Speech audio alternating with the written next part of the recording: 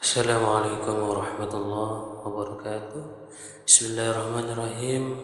Hamdan wa syukran lillah. Salatan wa salaman ala rasulillah, amma ba'du. Alhamdulillah, kita sudah memasuki hari ketiga bulan puasa Ramadan, masih dalam keadaan sehat walafiat. Kita lanjutkan pembelajaran kita pada pagi hari ini dengan tema Qiyamu sallallahu alaihi wasallam di Ramadan. Bagaimana Nabi menghidupkan malam-malam atau menghidupkan bulan Ramadan. Diriwayatkan dari Zaid bin Sabit anna Rasulullah sallallahu alaihi wasallam, bahwasanya Rasulullah sallallahu alaihi wasallam ittakhadha hujratan, membuat hujrah, atau di redaksi yang lain mengatakan ulama yang menafsiri bukan hujrah tetapi hudzah, membuat hujrah, yang mana hujrah ini adalah artinya hajizan bainahu wa bainan nas, sesuatu yang dapat menghalangi Nabi wa bainan nas, antara manusia. Jadi hujrah ini muhatatan wa muhaddatan bihasirin, itu dibatasi, dipagari dengan hasir. Membuat hujrah ini artinya hujrah di dalam masjid untuk digunakan sholat sunnah ketika bulan Ramadan, pada malam bulan Ramadan, ini merupakan amrun masyru', tapi dengan catatan selama tidak membuat sempit bagi orang lain yang ingin melaksanakan sholat di dalam masjid. Kalau sekiranya dapat membuat sempit terhadap orang lain yang ingin melaksanakan sholat di masjid, ya tidak usah mendirikan atau membuat hujrah. Qala, berkata siapa Zaid, hasibtu annahu qala min hasirin, aku menduga bahwa beliau berkata min hasirin, dari hasir. Jadi hujrah itu terbuat dari hasir, tikar. Kapan itu dilakukan? Fi Ramadan, ketika bulan Ramadan. Jadi ketika bulan Ramadan beliau membuat hujrah di masjid, batas yang sekiranya dapat menghalangi antara beliau dan manusia yang ada di situ, sehingga tidak ada manusia yang lewat di depannya, sehingga lalu lalang manusia tidak mengganggu kekhusyuan beliau di dalam melakukan ibadah ketika bulan Ramadan.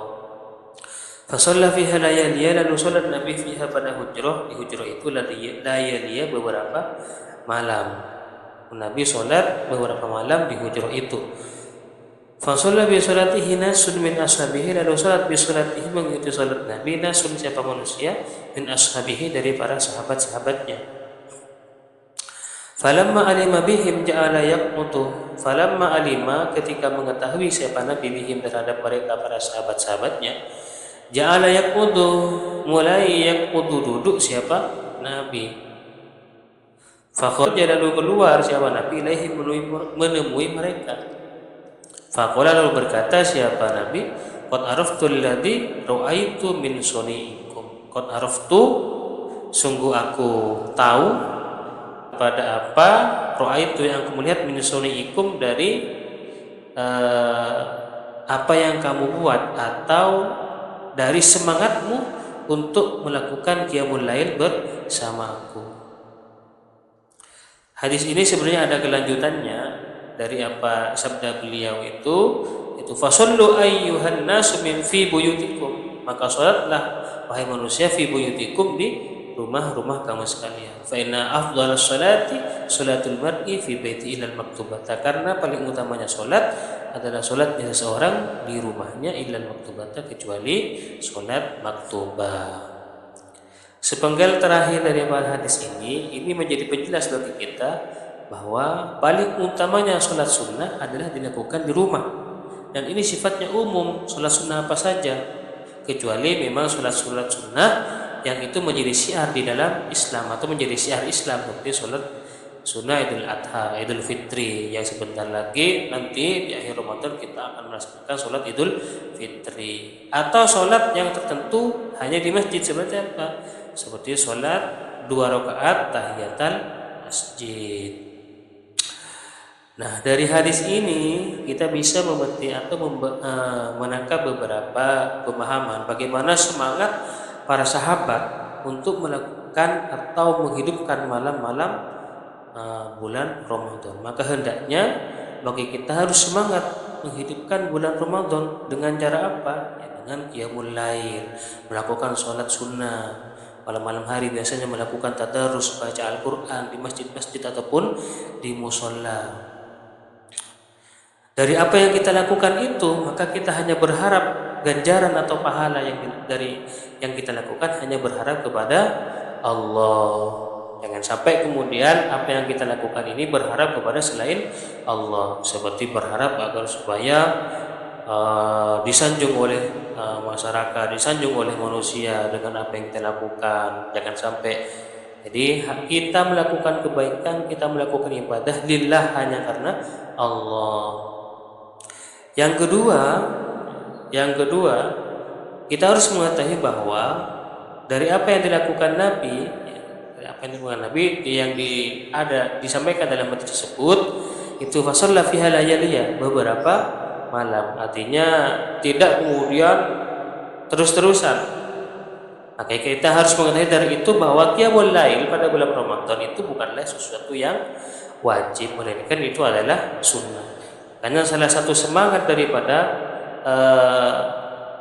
kenapa tidak dilaksanakan secara terus-menerus, ya,